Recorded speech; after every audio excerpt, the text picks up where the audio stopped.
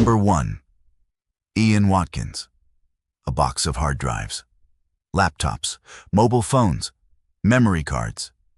The ordinary contents of an ordinary house, carried out to a police van in South Wales in September of 2012. The officers who took them weren't there for any of it. They'd come to a house in Pontypridd on a drugs warrant, and the drugs case went essentially nowhere. But you can't hand back devices without examining them. It took specialists more than a year to work through what was on them. And at the end of it, a High Court judge would tell a courtroom in Cardiff that this case had reached a depth he had not previously seen. The man who owned that house had sold millions of records. Ian Watkins was the frontman of Lostprophets. They came out of a small town in South Wales in the late 1990s and became one of the biggest British rock bands of their era. A #1 album, arena tours, festival headline slots, a fan base that spanned continents. That's the part everyone leads with. The fall from fame. But the fame isn't the story here, and neither is the shock. Because this was not a man nobody suspected. For years before that drugs warrant, women had been going to the police about him. Former partners contacted South Wales Police. They contacted Child Protection Services. They went back more than once. One woman in particular reported him repeatedly, over a period of years, and got nowhere. She was later prosecuted herself in connection with the case, and a jury acquitted her. The way those warnings were handled became the subject of a formal investigation by the police watchdog after his conviction. So the honest version of this story isn't that a monster hid perfectly. It's that he was reported and reported and reported. And it took a search warrant about something else entirely before anyone opened the box. In December of 2013, Watkins pleaded guilty at Cardiff Crown Court to 13 offences, including the attempted rape and sexual assault of a child under 13, and multiple counts of making and possessing indecent images of children. We're not going to describe any of it. Not the offenses, not the material, not the methods. The court record exists and it is publicly reported, and that is where it should stay. 2 co-defendants were sentenced alongside him. Both were women. Both were mothers of children he abused. They were jailed for 17 years and 14 years. Neither has ever been named publicly, and neither will be here because naming them would identify their children. Those children are entitled to grow up without their names attached to this. Watkins was sentenced to 29 years in prison, with a further 6 years on extended license. He went to HMP Wakefield in West Yorkshire, a prison that holds a large population of men convicted of serious sexual offences, and that has one of the worst reputations in the country. In 2019, he was convicted of possessing a mobile phone in his cell and had 10 months added to his sentence. On the 5th of August, 2023, 3 inmates took him hostage. They held him for around 6 hours and stabbed him before officers got him out. He survived and later described lasting injuries from the attack. On the 11th of October, 2025, he was attacked again at the same prison. This time he died at the scene. He was 48. Less than 2 weeks earlier, the Chief Inspector of Prisons had published a report on Wakefield finding that violence there had increased markedly, and that older prisoners convicted of sexual offenses were telling inspectors they felt unsafe. Criminal proceedings over his death are still ongoing, so there is nothing more to say about it here. Ian Watkins served just under 12 years of a 29-year sentence. But the number that matters isn't 12 or 29. It's the years before any of it, when the people closest to him were walking into police stations, telling them exactly what he was, and being sent home. Number 2. Varg Vikernes. In January of 1993, a young man in Norway does something that makes no sense if your goal is to stay out of prison. He arranges to give a newspaper interview.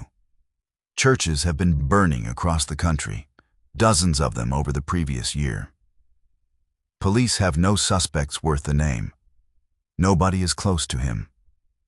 And he sits down with a national paper and tells them, more or less, that the people behind it are out there, that they aren't going to stop, and that he knows exactly what he's talking about. He wanted the article. He wanted the photograph. He was 20 years old, and he had worked out that infamy was a career. Police picked him up within days. They didn't have enough, and they let him go. Hold on to that, because he's about to do something far worse, and handle it exactly the same way. The Norwegian black metal scene of the early 90s was small. A few dozen people, most of them under 25. Most of them centered on one record shop in Oslo. That shop was run by Øystein Arseth. On stage he went by Euronymous. He played guitar in Mayhem. He ran a small label out of the back, and he was the closest thing the scene had to a center of gravity. Vikernes was from Bergen, on the other side of the country.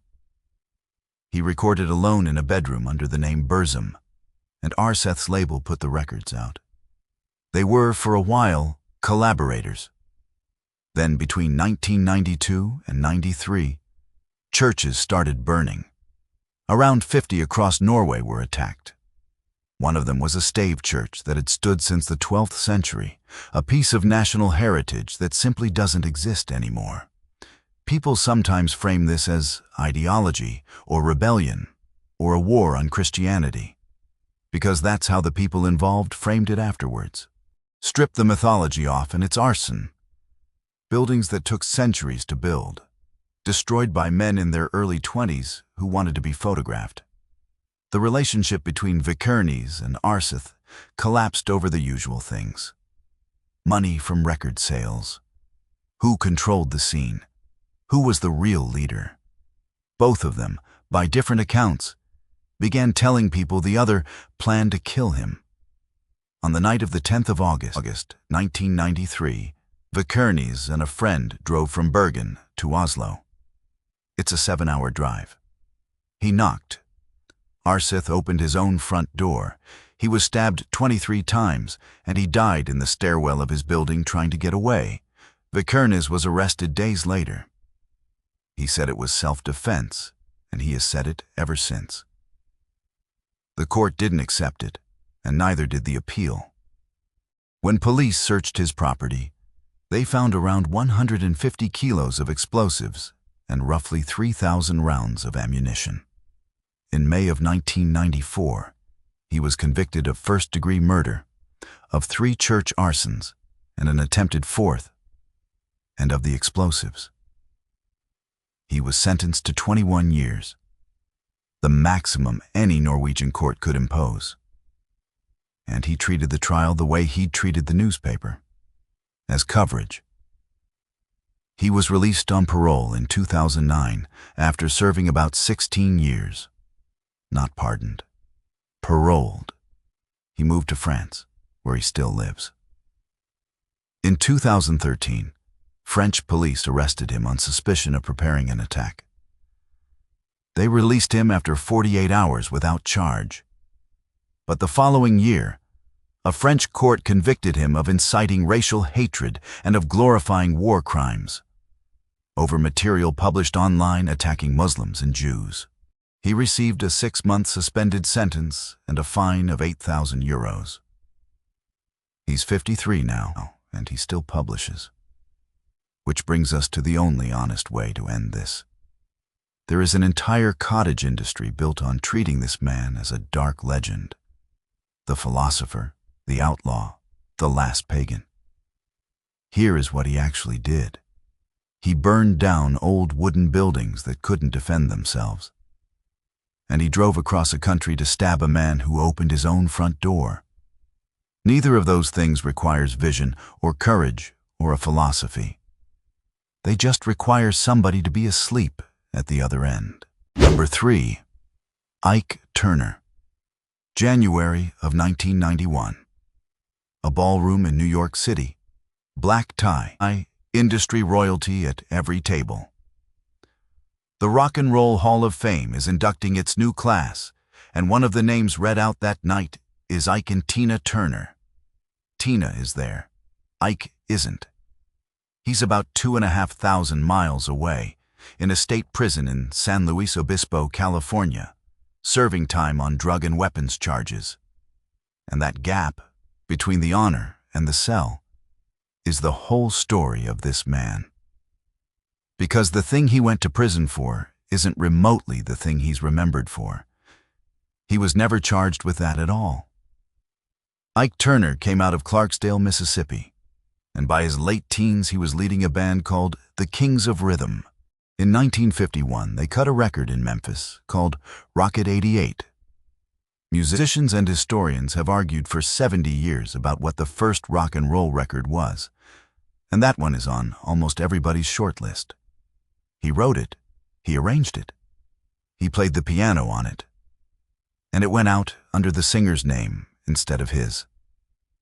He didn't get the credit then, and in a lot of ways, he never fully got it since. He was a scout, a band leader, a producer, a man with an ear for talent. In the late 50s, he found a young singer in St. Louis named Anna Mae Bullock. He gave her a new name, Tina Turner. Over the next 15 years, the Ike and Tina Turner Revue became one of the hardest working live acts in America. A Grammy in 1972. Records that are still played every single day, somewhere in the world. And behind it, according to the woman standing at the front of that stage, was more than a decade of violence. Tina Turner set it out in her own words in a book in 1986, and a film adaptation took it to a much larger audience 7 years later. Ike disputed the scale of it publicly for the rest of his life. But in his own memoir, he admitted that he had hit her. Here's the legal reality. There was no arrest for any of that. No charge, no trial, no verdict, not once. She didn't get help from a courtroom. She got out on her own. In July of 1976, in a hotel in Dallas, she walked out on him with a mobile credit card and about 36 cents in her pocket, and hid until she could file. In the divorce, she gave up the record royalties, the property, the publishing, nearly all of it. What she asked to keep was the name. She then spent the next decade rebuilding a career from the ground up in her 40s and ended up bigger than the act she'd left. Ike went the other way. His studio burned down in 1982. His cocaine use, which had been serious for years, turned catastrophic. He later estimated he was spending tens of thousands of dollars a month. Through the 80s, he was arrested repeatedly. In 1989, the court stopped being lenient. He was convicted on drug and weapons charges and sentenced to 4 years, and he served around 18 months of it. Which is why he wasn't in that ballroom. He got out in 1991, and for roughly a decade, he stayed clean. He talked to school groups about drugs. He recorded again. In 2007, he won a Grammy for a blues album. Then he relapsed. On the 12th of December, 2007, he was found dead at his home in San Marcos, California. He was 76. The coroner ruled it cocaine toxicity, with heart disease and emphysema as contributing conditions. So what do you do with a man like this? He's in the Rock and Roll Hall of Fame for what he built, and he genuinely built it. He was a real innovator, and the credit he got in his lifetime was less than he earned. He went to prison for cocaine, and the thing that actually defines his name, the years the woman he made famous spent afraid of him, was never tested by a jury, never entered in a record, never answered for anywhere. She had to answer it herself, in a hotel in Dallas. with 36 cents. Number 4. Roy Estrada. A courtroom in Fort Worth, Texas, in February of 2012. There's a 68-year-old man at the defense table entering a guilty plea, and the arithmetic being read into the record is brutal in its simplicity. 25 years. No parole. Not eligible, not reducible, not negotiable. He'd be 93 before he could walk out. Afterwards, the district attorney's office made a statement, and one line of it mattered more than the sentence. The victim's family, they said, had no idea he was a convicted sex offender. Not didn't suspect, didn't know. Because this was not his first conviction. It wasn't his second either. Roy Estrada was born in Santa Ana, California in 1943, and he was there at the start of something genuinely important. He played bass in the Soul Giants, the band that became Frank Zappa's Mothers of Invention. He was on those records from 1964 onward. Some of the strangest, most inventive American music anyone was making at the time. In 1969, he walked away and co-founded Little Feat with Lowell George. He played on their first 2 albums, records that people still put on today. Then he went and joined Captain Beefheart's Magic Band. 3 of the most respected outfits in American rock, and he was in all of them. That's a real career, and none of it is in dispute. None of it is worth anything here either. It's just the reason you've heard his name. Now the other timeline. In October of 1977, Estrada was convicted in Colorado of sexual assault on a child. That's the one almost nobody mentions. It sits in a state registry, and it's the first entry. He kept working, he kept recording, he kept getting hired. On the 9th of December, 1994, he was convicted in Orange County, California, of lewd acts with a child under 14. He served 6 years. He got out around the turn of the millennium, and in 2002, he went back on stage. He joined a band of Zappa alumni playing that old catalog, and for roughly a decade, he toured with them. The United States, Canada, and across Europe, Austria, Belgium, Germany, Italy, Norway. More than 90 shows.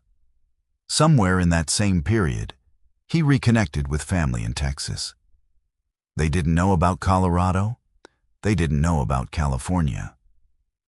He'd been on a public sex offender registry for years by then, and it never reached them. We're not going to describe what he did to a child in that family. Not the offenses, not the details, not the duration. It's in the court record, and that's where it belongs. What we'll say is what the charge was called: continuous sexual abuse of a child under 14. The word doing the work in that phrase is continuous. He was indicted in 2008. It took until February of 2012 to resolve, and it ended with the plea in that Fort Worth courtroom. He went into the Texas prison system. He never came out. On the 14th of August, 2025, Roy Estrada died in custody in Conroe, Texas, at the age of 82. The state attorney general's office filed a custodial death report. He'd served about 13 and a half years of the 25. From that first Colorado conviction to the Texas courtroom is 35 years. 35 years, 3 states, 3 convictions, and a man who spent a decade of the middle of it playing festival stages in Europe with his name on the poster. The system had all of it written down. It just never got as far as the one family who actually needed to read it. Number 5. Tommy Lee, early 1998. Pamela Anderson is 30 years old, and she is, by most measures, the most recognizable woman on television anywhere in the world. She's got 2 sons. Brandon is a toddler. Dylan is a few weeks old, born just after Christmas. She lives in a house in Malibu with her husband of 3 years. and she is about to spend the rest of her life being asked about the next 12 months by strangers, in interviews, on television, for decades, whether she wants to talk about it or not. That's worth saying at the start, because this case gets told as a rock and roll story. It isn't. It's a story about a woman who has been made to relive the same year for 30 years running. Tommy Lee had been the drummer in Mötley Crüe since 1981. The band's entire public identity was built on excess. The drinking, the drugs, the destruction. It sold records. It got framed as fun. He married Pamela Anderson in February of 1995, 4 days after they met. The following year, a private tape was stolen from their home and distributed. That was a crime committed against both of them. The culture treated it as a punchline, and overwhelmingly it was aimed at her, not at him. So by 1998, she had already been through one violation that the public decided was entertainment. Then came the 23rd of February. There was an argument at the Malibu house. Anderson was holding their 8-week-old son. He kicked her. That's the finding the court accepted, and that's all we're going to say about it. There's no dramatization to add here and no detail worth adding. She was left with bruises and a torn fingernail, and she got herself and both children out. Police arrested him 2 days later. He was booked on 3 counts: spousal abuse, child abuse, and unlawful possession of a firearm. In April, he pleaded no contest to felony spousal battery. And here's where this case stops being simple. On the 20th of May, at the sentencing hearing, Pamela Anderson wasn't in the courtroom, but her lawyer was, and he delivered a request on her behalf. She asked the judge not to send him to jail. She declined restitution for her medical costs and her legal costs. She asked for counseling and probation instead. Judge Lawrence Mira ignored her. He gave Lee 6 months in Los Angeles County Jail and 3 years probation, and told him that any violation would mean 3 years in state prison. Lee was handcuffed and taken out of the courtroom that evening. He served roughly 4 months. If that plea from her is confusing to you, it shouldn't be. It is the single most ordinary thing in this entire story. Women who've been assaulted by a partner ask for leniency constantly. Because of children, because of money, because of love that hasn't switched off, because of what the alternative costs them. After he was released, the 2 of them tried again. In 1999, she said publicly that they were working on their family. It didn't last. There were custody fights for years afterwards. None of that undoes the conviction. It just means the aftermath looked like most people's aftermath and not like a courtroom drama. Tommy Lee is 63 now. He still tours with Mötley Crüe, and they still headline arenas. Pamela Anderson eventually did the thing she'd been denied for 30 years. She published her own version in her own words, on her own terms, rather than having it dramatized around her again. The world filed this case under celebrity gossip. What it actually was: a felony conviction for domestic violence, with an 8-week-old baby in the room. And the only person in that courtroom asking for mercy was the woman he'd kicked. Number 6. Bertrand Cantat. Here's a question with no clean answer, and France has been arguing about it for more than 20 years. A man kills his partner. He's convicted. He serves the sentence a court handed down. He walks out. Does he get his job back? Not a job. His job. The one where thousands of people pay money to watch him and sing along and applaud. Because if the answer is no, then the sentence wasn't really the sentence. The punishment goes on forever, decided by whoever shouts loudest.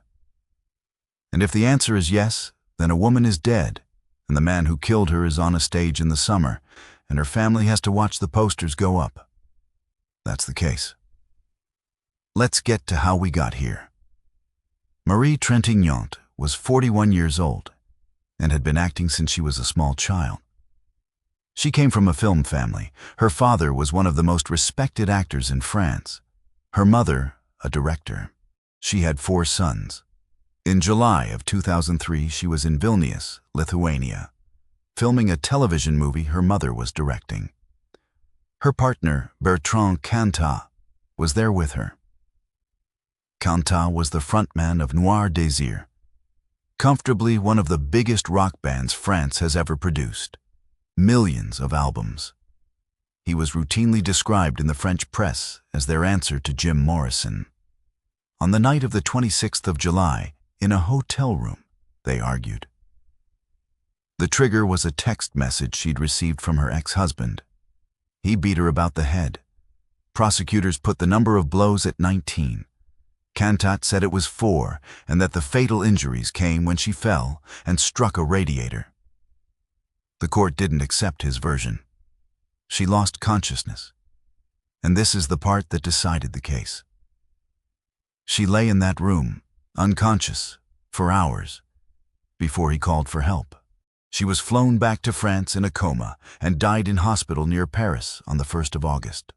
In March of 2004, a Lithuanian court convicted him of murder with indirect intent.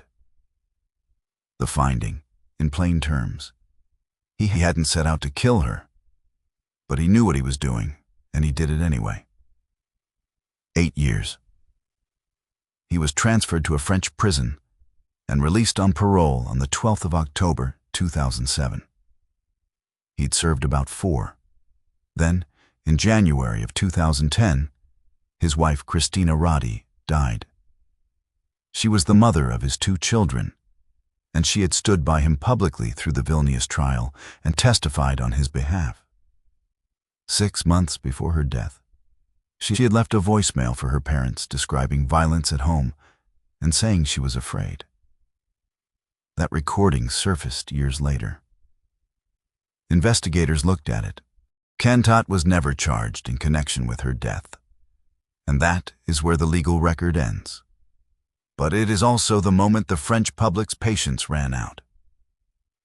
He tried to come back anyway. In 2013, his new band scheduled an album launch that happened to land on the United Nations Day for eliminating violence against women. In 2017, he released a solo record, and a major French magazine put him on the cover, then apologized for the pain it caused Trintignant's family and survivors of domestic violence. In 2018, he was booked for a run of summer festivals. A petition against it gathered around 75,000 signatures. He canceled all of them and said his appearances had become a problem for the organizers. So, does he get his job back? Legally, he already has it. He served what he was given. Nobody has to like it. What France has actually been arguing about all this time is something narrower and harder. Not whether he's allowed to be free. Whether being free means being cheered. Marie Trintignant was 41, with 4 sons and 30 years of work behind her. She didn't get a second act either. Number 7. Phil Spector. A castle. An actual one. Turrets, iron gates, a long driveway, 33 rooms, sitting on a hill in Alhambra, California. Alhambra is a modest, working suburb east of Los Angeles. Bungalows, strip malls, families. And then there's this French chateau looming over all of it behind a wall. A man bought that building in the 1980s and then almost stopped leaving it. If you wanted to see Phil Spector, you came to the castle. He didn't come to you. On the 3rd of February, 2003, a 40-year-old woman went up that driveway for the first time in her life. She never came back down it. Spector was, by any measure, one of the most important record producers who ever lived. He invented the wall of sound, that enormous, layered, orchestral pop production that changed what a record could sound like. The Ronettes, the Crystals, The Righteous Brothers. Ike and Tina Turner. He worked on records by the Beatles, by John Lennon, by the Ramones. He went into the Rock and Roll Hall of Fame in 1989. Lana Clarkson was an actress. She'd led a cult sword and sorcery film in the 80s and appeared in a string of others across 2 decades. In 2003, work was thin, and she was doing what a lot of working actors do. She'd taken a job as a hostess at a club on the Sunset Strip. Spectre came into that club that night. They had never met before. She agreed to go back to the castle for a drink. His chauffeur, Adriano de Souza, drove them there and then waited outside in the car. About 2 hours later, he heard a gunshot. De Souza testified that Spectre came out of the rear door with a revolver in his hand and said 5 words to him. "I think I killed somebody." Lana Clarkson was found in a chair in the foyer, shot through the mouth. Spectre was arrested at the scene. Officers had to use a stun gun on him. And then it took 6 years. His defense, across both trials, was that she shot herself, that she was a woman in her 40s with a stalling career and money troubles, and that she'd done it either deliberately or by accident. The coroner had already ruled it a homicide, but the forensics alone were genuinely contested. His fingerprints weren't on the weapon. The physical case was strong, but not airtight, and the defense hammered at every seam, including the chauffeur's English. The first trial ran 5 months and ended with the jury split 10-2 for conviction. Mistrial. What made the difference the second time was not a fingerprint. It was 5 women. 5 separate women took the stand and testified under oath that Phil Spector had pulled a gun on them. Different years, different circumstances, the same pattern each time, usually when they tried to leave. For decades, these had been stories, industry gossip, things people said about him at parties, half as a joke. In a courtroom, under oath, with names attached, they stopped being stories. On the 13th of April, 2009, the jury convicted him of second-degree murder. On the 29th of May, he was sentenced to 19 years to life. He was 69. He maintained his innocence for the rest of his life. An appeals court upheld the conviction in 2011. He died in prison custody on the 16th of January, 2021, from complications of COVID-19.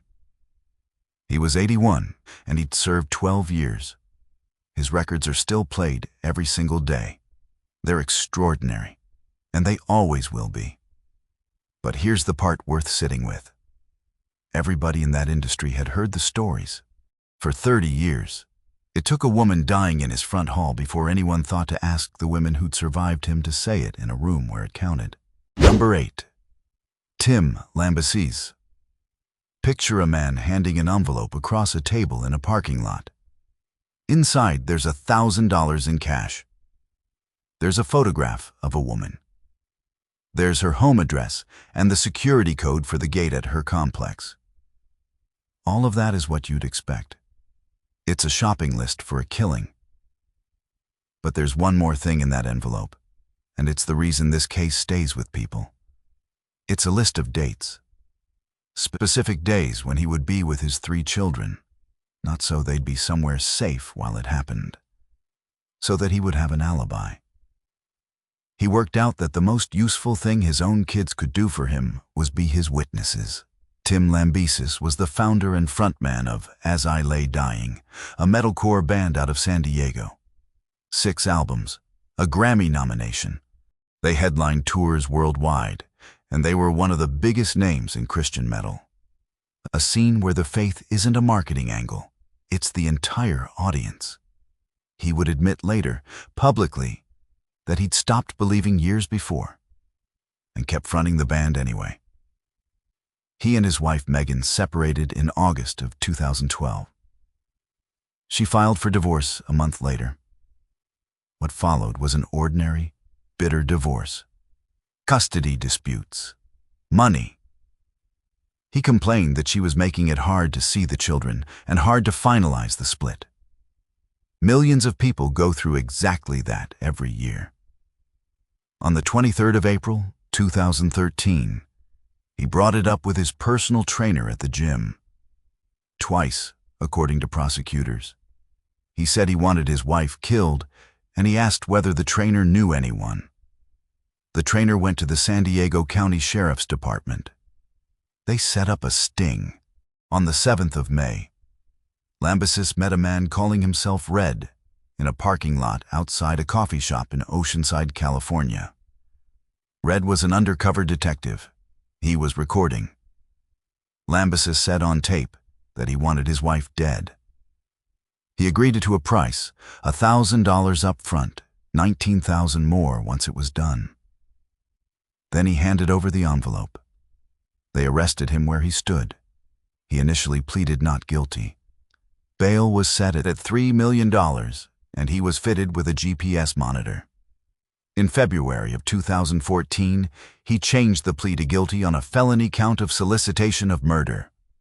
At sentencing, his lawyer argued that the crime was the product of heavy steroid use, that he wasn't himself, that he'd been broken. Judge Mark Armour wasn't persuaded. He pointed out the obvious. An enormous number of men take steroids, and they do not attempt to have their wives murdered. Lambesis turned to face Megan in the courtroom and apologized. She sat in the front row with her parents and asked the court for a lifetime restraining order. She told them her life had come to feel like something that could be blown away. He got 6 years. His 4 bandmates refused to continue with him. They kept playing, with a new singer, under a new name. He was released on parole on the 17th of December, 2016, after serving roughly 2.5 years. In 2018, he put As I Lay Dying back together. He's released albums under that name since, through 2 separate lineups. Every murder-for-hire case has the same fundamental stupidity in it. The belief that you can pay for something and stay clean. But most of them don't think it through as far as this one did. He priced it. He scheduled it. He supplied the gate code. And when he sat down to work out how he'd stay out of it afterwards, the answer he arrived at was his own children. Number 9. Boy George. A man is running down a street in Shoreditch, East London, wearing nothing but his underwear. He's got red welts across his head. There are injuries down one arm. He's 29 years old, he's Norwegian, and he's a very long way from home. Behind him is a flat with an open door. Inside that flat, there's a hook that used to be screwed into a bedroom wall, and isn't anymore, because he unscrewed it himself while he was handcuffed to it. It's April of 2007. The man who lives in that flat sold something like 50 million records in the 1980s. Boy George, George O'Dowd, was one of the defining pop figures of that decade. Culture Club, Karma Chameleon. That voice and an image that genuinely shifted what mainstream British pop was allowed to look like. He also had a long and thoroughly documented problem with drugs, going back decades. In 2006, a New York court had him sweeping streets for the city sanitation department after he pleaded guilty to making a false report to police. Auden Carlson was a model and escort living in London. The two met through a website in January of 2007, and he went to the flat for a photo shoot. Afterwards, O'Dowd sent him a run of emails accusing him of hacking into his computer.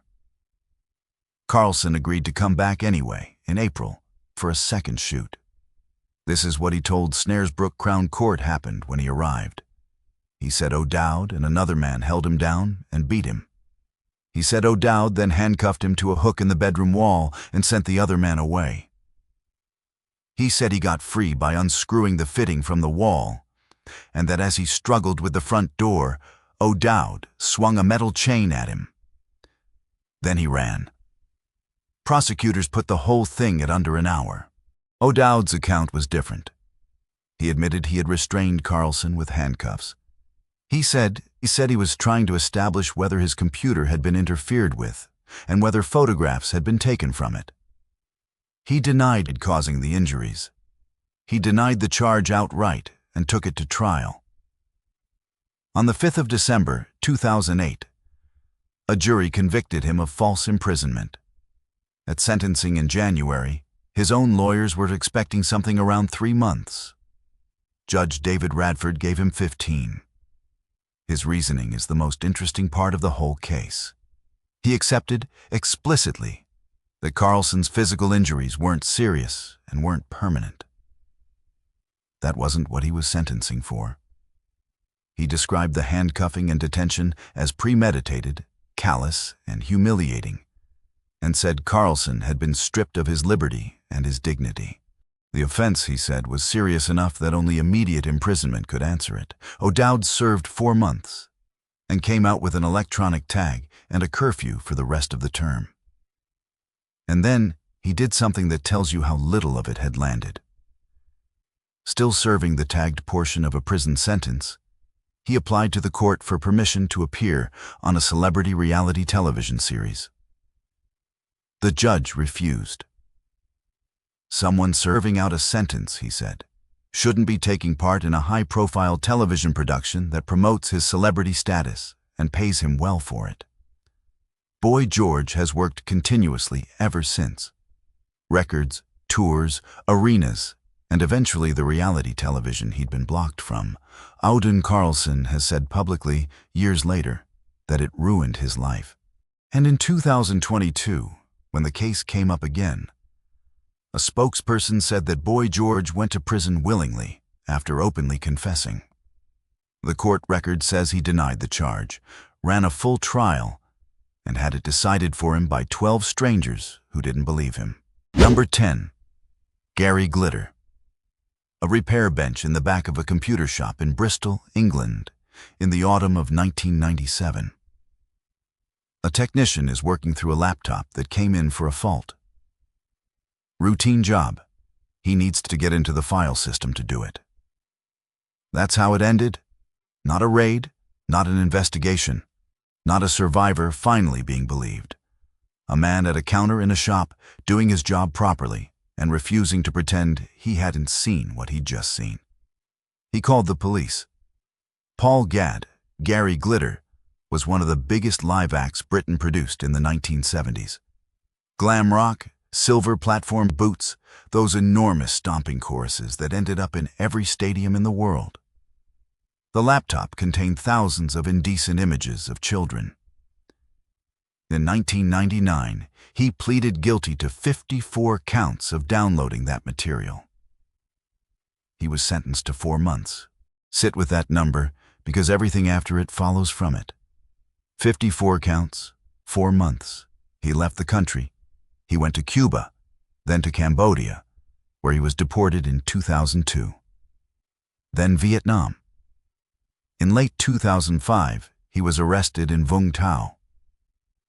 In March of 2006, a Vietnamese court convicted him of committing obscene acts with 2 girls, aged 10 and 11. He served around 2.5 years and was deported back to Britain in 2008. We're not going to describe any of it. Not the images, not the offenses, not the methods. It's in the court records of 3 different countries, and that's where it belongs. Back in Britain, he was for a while simply a man with convictions who lived quietly.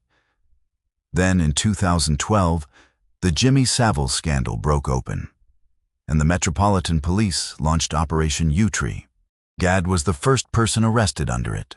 What that investigation surfaced were offenses from decades earlier, from the height of his fame. In February of 2015, at Southwark Crown Court, he was convicted of attempted rape, of indecent assault, and of having sex with a girl under 13. The offenses were committed against 3 schoolgirls, aged 12 and 13, between 1975 and 1980. He got 16 years. And prosecutors said the thing out loud that ties this whole case together. He used the fame itself. It was the access, and it was the shield. He chose girls he believed would not be believed, because of who he was and who they weren't. For about 40 years, he was right about that. In February of 2023, he walked out of prison.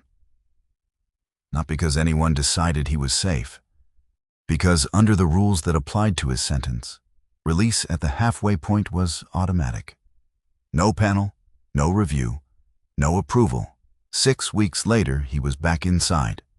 And here's the part that should bother you most. The breach that got him recalled wasn't caught by the probation service monitoring him. It surfaced through an undercover newspaper investigation. A lawyer for one of his victims put the question publicly, and nobody has really answered it. Was he being monitored at all? Or are we now relying on journalists to do it? The parole board reviewed him in January of 2024 and refused him. It reviewed him again in June of 2025 and refused him again. He's 82 now, reported to be frail and in a Category C prison in Devon. Unless a board changes its mind, his sentence runs until February of 2031. A superstar picked children he was confident nobody would listen to. He was right for 4 decades. And in the end, it wasn't the police or the industry or anyone with any power at all. It was a repair technician in a shop in Bristol who looked at a screen and picked up the phone. That's 10 cases. Not one of these men was stopped by the industry that made them rich. And in most of them, somebody had been saying it out loud for years. Tell me in the comments which one should have been caught first, and subscribe, because the next set is already being written.